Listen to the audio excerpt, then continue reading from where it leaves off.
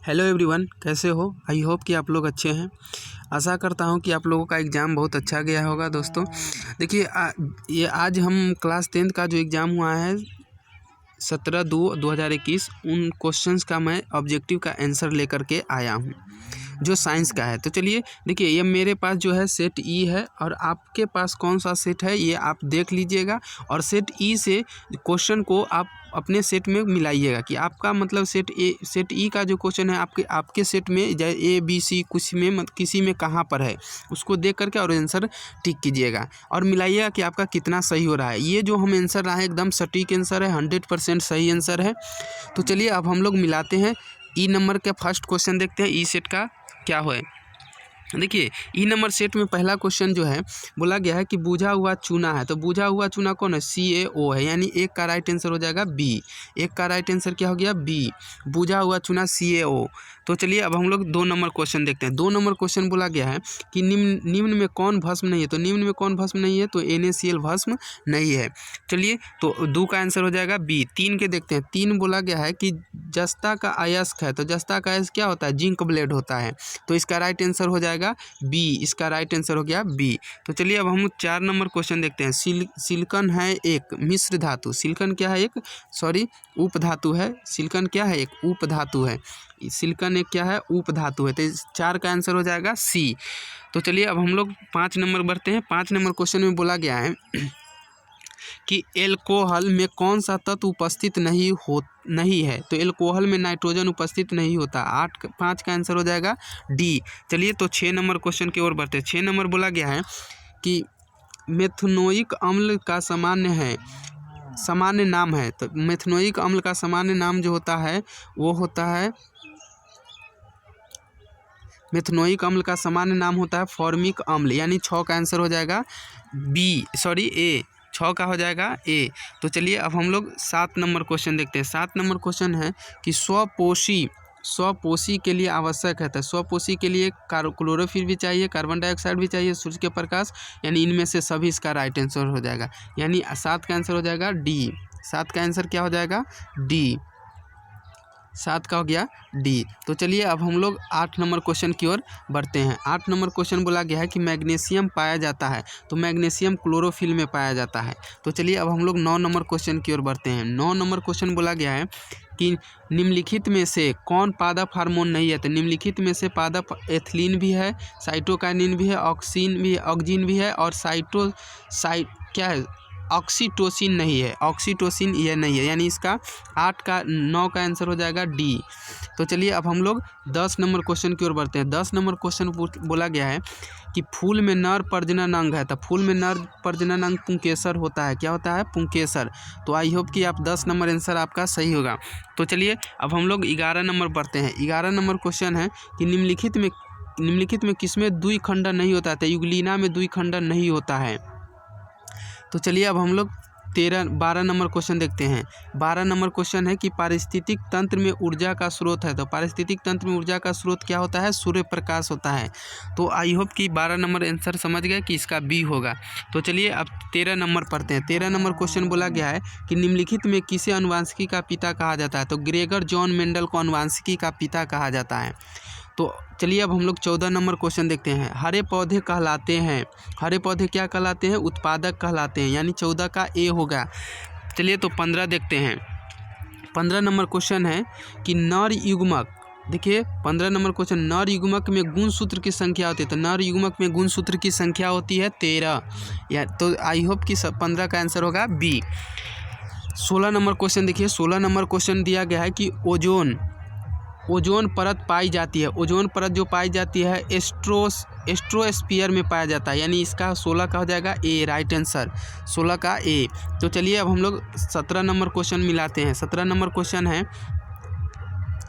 17 number देखिए question है कि दाढ़ी बनाने के लिए कौन सा दर्पण प्रयुक्त होता है। तो दाढ़ी बनाने के लिए अवतल दर्पण उपयोग होता है, यानी 17 का सी हो जाएगा। तो 18 नंबर क्वेश्चन देखते हैं। 18 नंबर क्वेश्चन बोला गया है कि श्वेत प्रकाश वर्ण में किस रंग का किरण विचलन अधिक होता है। तो श्वेत प्रकाश में सबसे अधिक विचलन किसका होता है? बैगनी का। कारण क्या है कि इसका तरंग बहुत कम होता है, इसलिए ये अधिक विचलित होते हैं।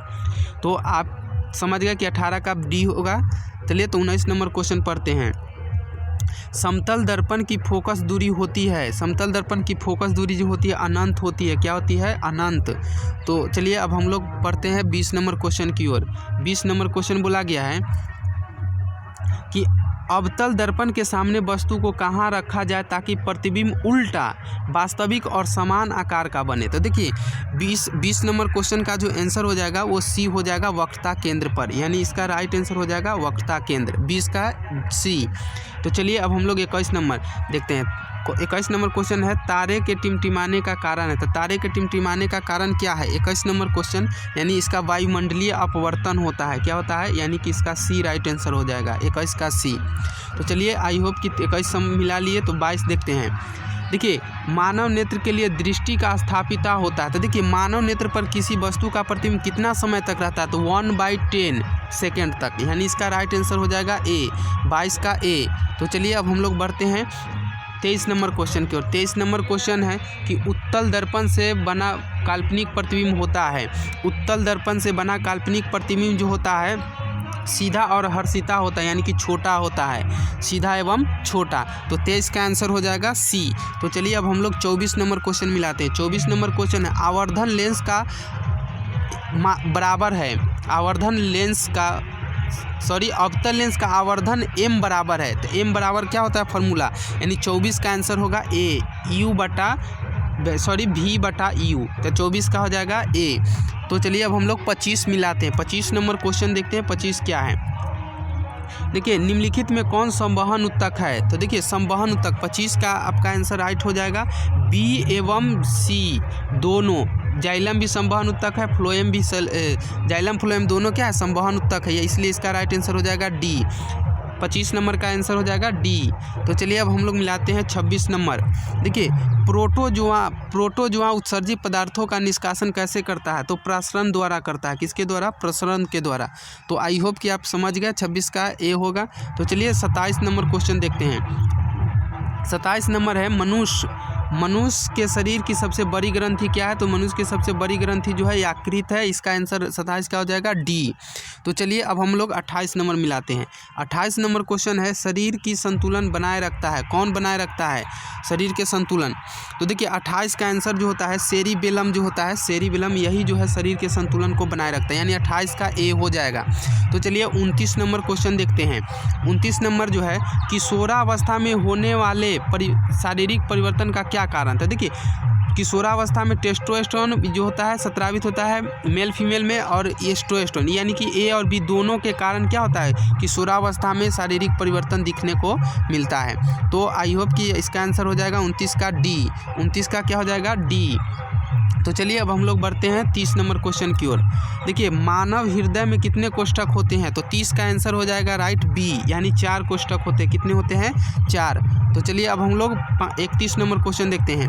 तो देखिए रक्त क्या है? तो रक्त एक उत्तक है, तरल संयोजी उत्तक है। रक्त क्या है? तरल संयोजी उत्तक है। तो आई होप कि 31 का आंसर आप समझ गए, 31 का होगा ए। तो चलिए 32 नंबर क्वेश्चन देखते हैं। 32 नंबर है जीन शब्द किसने प्रस्तुत किया है? तो जीन शब्द जो प्रयुक्त किया था जोहेंसन ने किया था। किसने किया था? जोहेंसन ने। तो इसका 32 का राइट आंसर हो जाएगा सी। तो चलिए अब हम लोग 33 नंबर क्वेश्चन देखते हैं। 33 नंबर क्वेश्चन देखा है वनस्पति तेलों में होती है। तो देखिए वनस्पति तेलों में जो होती है वो लंबी असंतृप्त हाइड्रोकार्बन की श्रृंखला होती है। तो यानी इसका राइट आंसर हो जाएगा बी हो जाएगा इसका राइट आंसर। तो चलिए अब हम लोग मिलाते हैं 34 नंबर क्वेश्चन। बोला गया है कि ब्यूटेन के कितने समावयवी संभव है? तो ब्यूटेन के 2 समावयवी संभव है, एन ब्यूटेन और एम ब्यूटेन। तो आप समझ गए कि ब्यूटेन के कितने समावयवी संभव है? 2। चलिए तो 35 नंबर क्वेश्चन देखते हैं। 35 नंबर क्वेश्चन है कि मेंडलीव के आवर्त नियम में तत्व का वर्गीकरण का आधार क्या रहा है? तो मेंडलीव के आवर्त वर्गीकरण में जो तत्वों का मतलब नियम रहा है वो परमाणु द्रव्यमान रहा है। क्या रहा है? 35 का आपका आंसर हो जाएगा डी, यानी 35 नंबर क्वेश्चन का आंसर क्या हो गया? डी राइट आंसर, 35 का हो गया डी। तो चलिए अब हम लोग मिलाते हैं 36 नंबर। देखिए 36 नंबर क्वेश्चन है कि अमोनिया के अणु में नाइट्रोजन और हाइड्रोजन के परमाणुओं की संख्या का अनुपात है। देखिए अमोनियम का जो सूत्र होता है वो NH3 होता है। तो एक होता है नाइट्रोजन के परमाणु और 3 होते हैं हाइड्रोजन के परमाणु। तो इसलिए इसका राइट आंसर हो जाएगा डी, यानी कि 36 का हो जाएगा डी। तो चलिए अब हम लोग बढ़ते हैं 37 नंबर क्वेश्चन। 37 नंबर है कि निम्नलिखित में कौन कमरे के ताप पर द्रव है। तो देखिए 37 नंबर क्वेश्चन, इसको आप देख लीजिएगा। 37 नंबर क्वेश्चन को हम देख रहे हैं, अभी इसका आंसर हमें नहीं मिला है, लेकिन हम इसको जल्दी देख लेंगे। तो 37 आप इग्नोर करके चलिए। अब हमको मिलाते हैं 38 नंबर क्वेश्चन। 38 नंबर क्वेश्चन देखिए, 38 नंबर, सिरका में निम्न में कौन सा अम्ल पाया जाता है। तो सिरका में जो अम्ल पाया जाता है, यानी 38 नंबर क्वेश्चन का आंसर हो जाएगा एसिटिक अम्ल। सिरका में कौन सा अम्ल पाया जाता है, एसिटिक अम्ल। तो चलिए अब हम लोग 39 नंबर क्वेश्चन मिलाते हैं। 39 नंबर क्वेश्चन है, निम्न में कौन कार्बन के अपरूप है। तो देखिए कार्बन के ऐसे मुख्य रूप से 2 अपरूप होते हैं, लेकिन ऐसे 3 होते हैं, ग्रेफाइट, हीरा और फुलेरीन। तो ये इसका राइट आंसर हो जाएगा डी, यानी इनमें से सभी। इसका राइट आंसर क्या हो जाएगा, इनमें से सभी। 39 का डी। तो चलिए अब हम लोग 40 नंबर देखते हैं। 40 नंबर, एक अणुसूत्र परंतु भिन्न भिन्न संरचना सूत्र, एक अणुसूत्र परंतु भिन्न भिन्न संरचना सूत्र वाले यौगिक कहलाते हैं समावयवी, अपरूप, उत्प्रेरक, बहुलक। तो देखिए एक अणुसूत्र परंतु भिन्न भिन्न संरचना सूत्र वाले कहलाते हैं समावयवी। क्या कहलाते हैं, समावयवी। यानी 40 का हो जाएगा ए। तो चलिए 41 नंबर देखिए, कह रहा है कि तेलीय कागज होता है, यानी कि तेल लगा हुआ कागज क्या होता है, प्रभाषक होता है। क्या होता है, प्रभाषक। इसका 41 का सी हो जाएगा। तो चलिए हम लोग मिलाते हैं 42 नंबर। देखिए लेंस द्वारा उत्पन्न आवर्धन की SI मात्रक कहते हैं। देखिए आवर्धन का SI मात्रक कुछ नहीं होता है, आवर्धन जो है विमाहीन है। क्या है, विमाहीन, यानी मात्रक विहीन है। तो 42 का आंसर राइट हो जाएगा डी। क्या हो जाएगा, डी। तो चलिए अब हम लोग बढ़ते हैं 43 नंबर क्वेश्चन। 43 नंबर बोला जा रहा है कि प्रकाश की चाल विभिन्न माध्यमों में समान होती है, भिन्न भिन्न होती है, ए और बी दोनों होती है, इनमें से कोई नहीं। तो देखिए प्रकाश की चाल जो भिन्न भिन्न माध्यमों में क्या होती है, विभिन्न माध्यमों में भिन्न भिन्न होती है। क्या होती है, भिन्न भिन्न होता है। जैसे हीरा में कुछ होता है, जल में कुछ होता है, वायु में कुछ होता है, ये होता है। तो 43 का हो जाएगा बी। तो चलिए 44 नंबर बोला जा रहा है कि वायु में प्रकाश की चाल निर्वात की अपेक्षा क्या होती है, तो समान होती है। क्या होती है, समान होती है। यानी कि वायु में भी प्रकाश की चाल जो होता है 3 × 10⁸ मीटर प्रति सेकेंड होता है, और निर्वात में भी इसका चाल उतना ही होता है। तो ये दोनों क्या होता है, समान होता है। तो चलिए अब हम लोग बढ़ते हैं 45 number question. 45 number question, lens के मुख्य फोकस की संख्या होती है। लेंस के मुख्य फोकस 2 होते हैं। कितने होते हैं, 2। अगला चलिए, बोला गया है कि विद्युत का अच्छा चालक है, विद्युत का अच्छा चालक चांदी है। चलिए यानी 46 का हो गया डी। 47 का देखिए, 47 नंबर क्वेश्चन बोला गया कि शुष्क सेल में ऋण इलेक्ट्रोड बना होता है। तो ऋण इलेक्ट्रोड जो होता है वो कार्बन का बना होता है। किसका बना होता है, कार्बन का। किसका बना होता है, कार्बन का। और धन जो होता है, एनोड जो बना होता है, जो पॉजिटिव, वो जस्ता का बना होता है। तो इसका राइट आंसर 47 का राइट आंसर हो जाएगा बी। 47 का आंसर राइट क्या हो जाएगा, बी। तो चलिए अब हम लोग 48 नंबर क्वेश्चन देखते हैं। 48 नंबर बोला गया है कि 1 जूल, देखिए इसको नीचे करते हैं, 1 जूल का मान होता है। तो देखिए 1 जूल का जो मान होता है वो कितना कैलोरी होता है, तो इस यानी कि 0.42 होता है। कितना होता है, 0.42 कैलोरी। यानी 48 का सी हो जाएगा। 48 का क्या हो जाएगा, सी। तो चलिए 49 नंबर क्वेश्चन देखते हैं। 49 नंबर बोला गया है कि 1 मीटर एम्पियर बराबर होता है। तो 1 मीटर एम्पियर बराबर होता है 10⁻³ एम्पियर। तो चलिए 49 का आंसर हो जाएगा ए। 49 का क्या हो गया, ए। तो चलिए अब हम लोग बढ़ते हैं 50 नंबर की क्वेश्चन की ओर। तो देखिए 50 नंबर क्वेश्चन, डीजल का उपयोग होता है भारी वाहनों में भी होता है, रेल इंजन में भी कर सकते हैं, विद्युत उत्पादन में भी किया जाता है, मशीन में, यानी इनमें से सभी। इसका आंसर हो जाएगा। चलिए तो अब हम लोग, चलिए मूर्ति विसर्जन है, इसकी वजह से कुछ आवाज़ें आ रही हैं।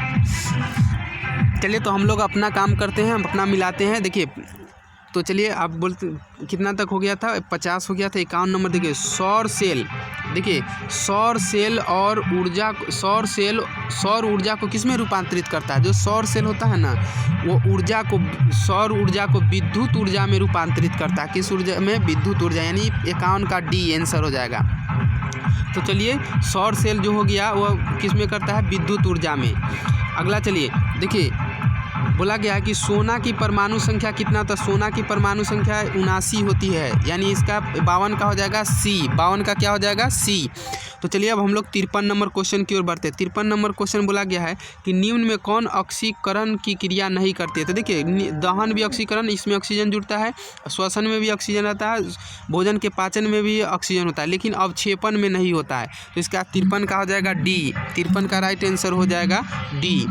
तो चलिए अब हम लोग बढ़ते हैं 54 नंबर क्वेश्चन की ओर। 54 नंबर क्वेश्चन बोला गया है कि ऑक्सीजन की संयोजकता है, ऑक्सीजन की संयोजकता होती है 2, ऑक्सीजन की संयोजकता कितनी होती है 2। तो चलिए हम अब बढ़ते हैं 55 नंबर क्वेश्चन की ओर। देखिए अम्लीय वर्षा के जल का पीएच मान होना चाहिए। तो देखिए कितना 55 नंबर क्वेश्चन का जो आंसर हो जाएगा वो बी हो जाएगा, 5.6 से कम होता है, यानी कि 5.5 से लेकर के 5.6 के बीच में होता है। तो यानी कि इसका राइट आंसर 55 का बी हो जाएगा। तो चलिए अब हम लोग बढ़ते हैं 56 नंबर क्वेश्चन की ओर। 56 नंबर क्वेश्चन है कि चींटी के डंक में कौन सा अम्ल पाया जाता है। तो चींटी के अम्ल में जो पाया जाता है अम्ल, देखिए 56 नंबर क्वेश्चन का आंसर हो जाएगा सी, मिथेनोइक अम्ल। अभी ऊपर में आया था कि मिथेनोइक अम्ल का सामान्य नाम क्या है, तो हम लोग फॉर्मिक अम्ल बताए थे, फॉर्मिक। तो मिथेनोइक अम्ल जो होता है फॉर्मिक अम्ल ही चींटी के डंक में पाया जाता है। तो इसका राइट आंसर 56 का सी हो जाएगा। तो चलिए अब हम लोग 57 नंबर क्वेश्चन पढ़ते हैं। देखिए श्वसन के अंतिम उत्पाद है, तो श्वसन के अंतिम उत्पाद जो है CO2 और H2O है, क्या है, यानी कि इसका राइट आंसर डी हो जाएगा। क्या हो जाएगा डी, 57 का डी। तो चलिए अब हम लोग 58 नंबर पढ़ते हैं। 58 नंबर क्वेश्चन देखिए क्या बोला गया है कि 58 नंबर क्वेश्चन बोला जाए कि दांत की ऊपरी परत है, तो दांत की ऊपरी परत क्या है, इनामेल है, क्या है, इनामेल। दांत की ऊपरी परत क्या है, इनामेल, यानी इसका बी आंसर हो जाएगा, 58 का बी। तो चलिए 59 नंबर क्वेश्चन देखते हैं। 59 नंबर बोला गया है कि आ मीटर का प्रतिरोध होता है, तो आ मीटर का प्रतिरोध बहुत शून्य होता है, यानी कि बहुत छोटा होता है, लगभग 0 के बराबर, यानी कि 69 का हो जाएगा डी, सी नंबर इसका राइट आंसर। तो चलिए अब हम लोग मिलाते हैं 70 नंबर क्वेश्चन। 70 नंबर है विद्युत बल्ब का फिलामेंट निम्न से किस धातु का बना होता है, तो टंगस्टन का, किसका, टंगस्टन का। तो चलिए अब हम लोग आगे बढ़ते हैं, 70 का हो जाएगा डी। 71 नंबर देखते हैं। देखिए 71 नंबर बोला गया है कि रियोस्टेट का उद्देश्य क्या है, तो रियोस्टेट का उद्देश्य होता है कि धारा का परिणाम में वृद्धि या कमी करना। क्या होता है, धारा के परिणाम में वृद्धि या कमी करना। देख लीजिएगा 71 नंबर क्वेश्चन का आंसर हो जाएगा, 71 नंबर क्वेश्चन के हो जाएगा धारा के परिमाप में वृद्धि। देखिए इसका आंसर राइट हो जाएगा। रिएक्टर स्केल एक मतलब यंत्र होता है जिसको मतलब हम लोग परिपथ में लगा देते हैं, जिससे धारा के मान में क्या होता है, वृद्धि होता है। इसका राइट आंसर होना चाहिए ए ही होगा। देख लीजिएगा इसको, अब हमारे डाउट में है ये क्वेश्चन, आप लोग देख लीजिएगा।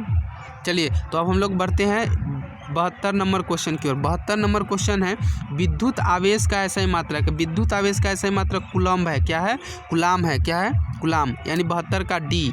चलिए 73 नंबर, ऐसा तत्व जो इलेक्ट्रॉन को त्याग धनात्मक बनते हैं कहे जाते हैं, क्या कहलाते हैं, धातु। सोडियम क्या करते हैं, इलेक्ट्रॉन को त्याग कर देते हैं, तो धातु कहलाते हैं, क्या कहलाते हैं, धातु। चलिए तो अब हम लोग बढ़ते हैं 74 नंबर क्वेश्चन की ओर। देखिए लोहा पर जिंक लेपित करने की क्रिया को क्या कहते हैं, तो गैल्वेनीकरण कहते हैं, गैल्वेनीकरण, यानी 74 का हो जाएगा सी। चलिए 75 नंबर क्वेश्चन देखते हैं। निम्न में कौन सहसंयोजी यौगिक है, तो देखिए सहसंयोजी यौगिक CH4 है। ये क्या करते हैं, कार्बन और हाइड्रोजन एक दूसरे को मतलब इलेक्ट्रॉन दे करके, यानी कि संयोजन के माध्यम से ये क्या करते हैं, बंध बनाते हैं, यानी मेथेन हो जाएगा सहसंयोजन यौगिक। तो चलिए अब हम लोग बढ़ते हैं 75 नंबर क्वेश्चन की ओर। बोला गया है कि आभूषण, देखिए बोला गया है कि आभूषण बनाने वाले सोना होते हैं 24 कैरेट, 16 कैरेट, 22 कैरेट, 15 कैरेट। देखिए तो आभूषण बनाने वाली जो सोना होते हैं वो 22 कैरेट होते हैं, और शुद्ध सोना जो होते हैं वो 24 कैरेट होते हैं, लेकिन यहाँ पे इसका आंसर जो हो जाएगा वो सी हो जाएगा, 22 कैरेट। तो चलिए अब हम लोग बढ़ते हैं 77 नंबर क्वेश्चन। 77 नंबर क्वेश्चन, निम्न में कौन उत्कृष्ट तत्व है, यानी अक्रिय गैस। तो आर्गन क्या है, अक्रिय गैस है, यानी 77 का सी हो जाएगा। चलिए तो अब हम लोग आगे बढ़ते हैं। बोला गया कि ताम्र एवं टीन के मिश्र धातु को कहते हैं, तो सोल्डर, क्या कहते हैं, सोल्डर। 78 हो गया। 79 नंबर क्वेश्चन देखते हैं। 79 नंबर क्वेश्चन बोला गया है कि प्लास्टर ऑफ पेरिस का रासायनिक सूत्र क्या है, तो देखिए CaSO4 × ½ H2O, यानी बी इसका राइट आंसर हो जाएगा। तो चलिए अब हम लोग देखते हैं नेक्स्ट क्वेश्चन 80 नंबर। अम्ल और देखिए बोला गया है कि अम्ल और क्षार आपस में क्रिया कर क्या बनाते हैं, तो लवण बनाते हैं। देखिए तो आई होप कि आप इस सारे क्वेश्चन मतलब सही है और आप मिला लिए हैं, और आपका कितना सही है हमें कमेंट करके बताइए। और हम आपके लिए शुभकामना देते हैं कि आपका एग्ज़ाम बहुत अच्छा तरह से जाए। अगर आप मेरे चैनल पर नए हैं तो प्लीज़ चैनल को सब्सक्राइब कर लीजिए और अपने दोस्तों को भी शेयर कर दीजिए और उनको भी मतलब आंसर की अपना मिला लें। तो चलिए फिर मिलते हैं नेक्स्ट वीडियो में। हम इसी तरह वीडियोस हर सब्जेक्ट का आंसर की लाते रहेंगे। तो चलिए मिलते हैं फिर अगले वीडियो में, तब तक के लिए बाय, धन्यवाद।